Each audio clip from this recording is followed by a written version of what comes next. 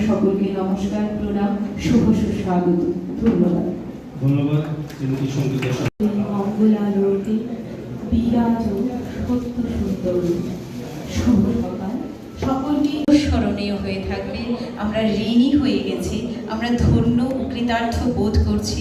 তা হলো আমরা নার্সিং স্টাফরা আমাদের বিশেষ স্মরণীয় দিনকে উদযাপন করতে আমাদের সঙ্গে পেয়ে স্বাস্থ্যকর্মী, নার্স, চিকিৎসক, সহযোগী যোদ্ধাদের যারা কোভিড মহামারীতে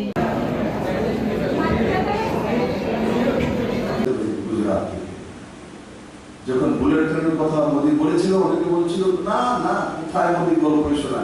মোদী গল্প শোনা না, মোদী বাস্তব করে দেখা।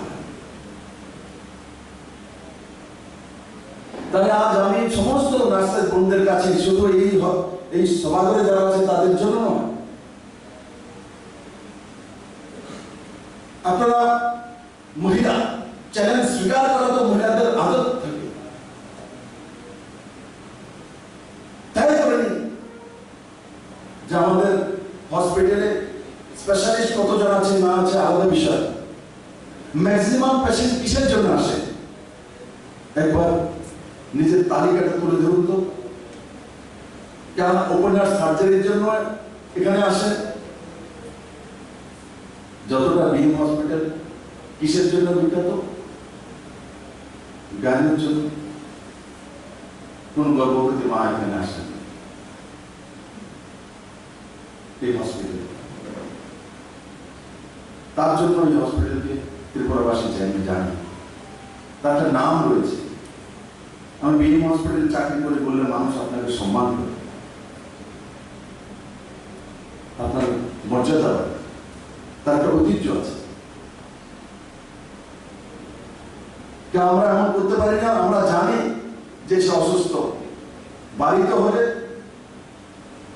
যদি আমার হাজবেন্ড অসুস্থ হয়, কেউ বকাবদ্ধি করে ছেলে মেয়েরে, তো ছেলে মেয়েরে বুঝাই তোর বাবা তো জ্বর, শরীরটা খারাপ, এই কারণে তোর বাবা লোকে দিচ্ছে, মনে করিস না কিছু, এমনিতে তোর ভালোবাসে। বুঝাই কি না বুঝাই? সবাই ওইভাবে বুঝে। এখানে যারা এসছে, যারা পেশেন্ট আছে, আমরা জানি 100% অসুস্থ, সুস্থ ব্যবহার করবে না। আমরা যদি কোনো নার্স যদি মন খারাপ লাগে, তার সঙ্গে সাথী নার্সের যদি এসে বলে বা ডাক্তার এসে বলে তুমি মন খারাপ করো না, তো অসুস্থ মানুষ যেদিন সুস্থ হয়ে যাবো একবার তোমার দুহাত তুলে আশীর্বাদ পেয়ে যাবে। এটাও কিন্তু হসপিটালে হয়। কোনো মানুষ যখন অসুস্থ হয়ে হসপিটালে অ্যাডমিট হয়, যখন ঠিক হয়ে যায়, যাওয়ার সময় নার্সদেরকে যে তার বুকের মধ্যে মাথা রেখে মা কান্না করে যায় যে মা তুমি আমার বাসায়। ডাক্তারদের হাত ধরে কান্দে, ডাক্তার আপনি আমার জীবন দিয়েছেন। এটাও তো হয় না? আমিও তো আমার মাকে দেখেছি বিএম হসপিটালে, আমার মার অপারেশন ডক্টর ইলাল করেছেন, আমি করিয়েছিলাম। মা তো খেয়াল নেই